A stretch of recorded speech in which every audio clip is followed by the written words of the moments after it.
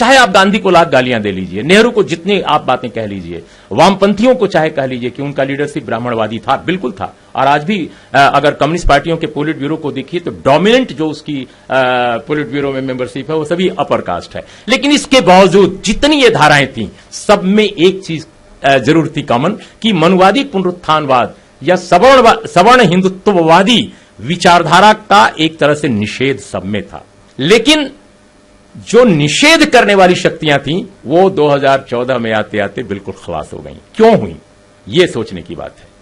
तो मुझे ऐसा लगता है कि जो हारी हुई शक्तियां थीं, चाहे वो हिंदू महासभा हो, चाहे वो संघ हो, चाहे जनसंघ हो, स्वतंत्र पार्टी हो, प्रजा परिषद हो, कश्मीर वाली प्रजा परिषद, ये सभी लंबे समय तक काम करती रही समाज में। और समाज में सिर्फ झंडा लेकर, नारे लगाकर नहीं।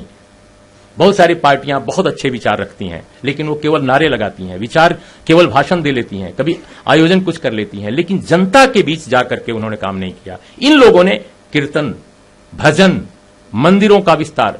तो हमारा यह कहने का मतलब है कि जो लोग बिल्कुल जिनके पास समर्थन नहीं था, उन्होंने कैसे धर्म का हथकंडा अपना करके और उन्होंने कीर्तनों के जरिए, भजनों के जरिए, तमाम तरह के नए देवी देवताओं के जरिए, सिनेमा के जरिए, टेलीविजन चैनलों के जरिए, मनोरंजन चैनलों के जरिए सब कुछ उन्होंने लगातार काम किया कंसिस्टेंटली। और चूंकि भारत का कॉर्पोरेट वर्ग, भारत का जो व्यवसायी वर्ग है, बड़ा व्यवसायी वर्ग उनके साथ था, यानी सवर्णवादी हिंदुत्व, ब्राह्मणवादी हिंदुत्व और भारत का कॉर्पोरेट दोनों की ताकत मिली हुई थी। इसलिए उन्होंने बहुत खूबसूरती के साथ इस्तेमाल किया।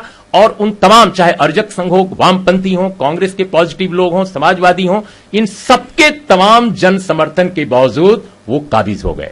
इसलिए उनके काबिज होने के पीछे एक मेहनत है। प्लीज आप इस बात को समझिए, वरना फिर आप इतिहास में बार बार गलतियां करते जाएंगे। उन्होंने मेहनत की, उन्होंने फ्रॉड का एक बड़ा तंत्र खड़ा किया, उन्होंने मिथ्या का एक बहुत बड़ा दार्शनिक ढांचा खड़ा किया। और आप सिर्फ नारों में, सिर्फ अच्छी बातों में लगे रह गए कि आपके पास इतिहास है, आपके पास विरासत है, आपके पास दर्शन है, आपके पास विचार है, आपके पास अंबेडकर है, आपके पास बुद्ध है, आपके पास सब कुछ है, लेकिन आप जनता के बीच नहीं थे।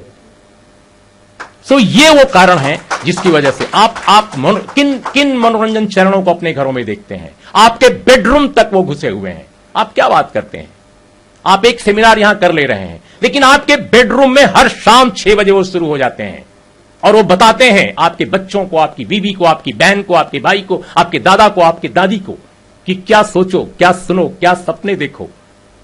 हम बहुत सारी अच्छी अच्छी बातें करते हैं, लेकिन दलित वर्ग के, ओबीसी वर्ग के, आदिवासी वर्ग के लड़के यहां पर इतना बड़ा लाल धागा बांधते हैं, इतनी बड़ी बड़ी अंगूठियां पहनते हैं चारों ओर, और जाकर के मंदिरों में शीश नवाते हैं और पंडित जी को बहुत पैसा देते हैं।